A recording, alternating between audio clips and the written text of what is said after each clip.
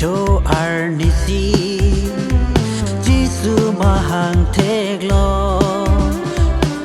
Bethlehem rong sopi Birta ke me klang lo Herod cho arnisi Giêsu mà hàng thế lo Bethlehem rong sopi Birta ke me klang lo O NOKBE ARNAM O rengwe ARNAM O NOKBE ARNAM Anong te abang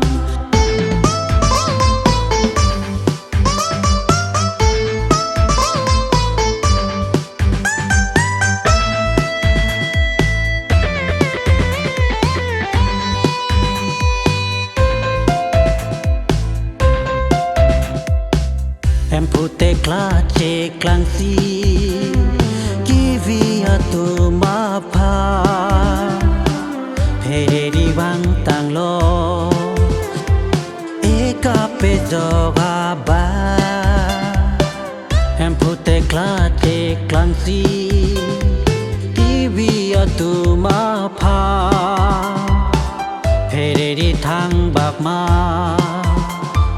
Eka pe joga ba O NOKBE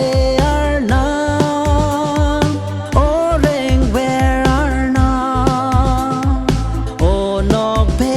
ARNAM Anong te abang O NOKBE ARNAM O rengwe ARNAM O NOKBE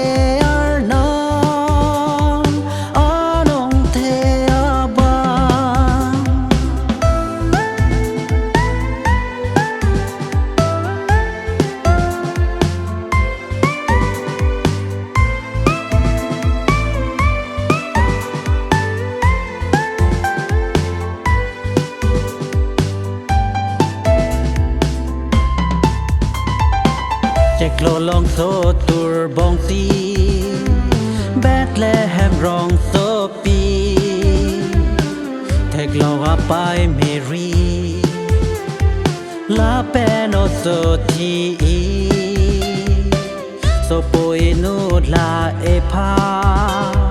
Pini nang ha che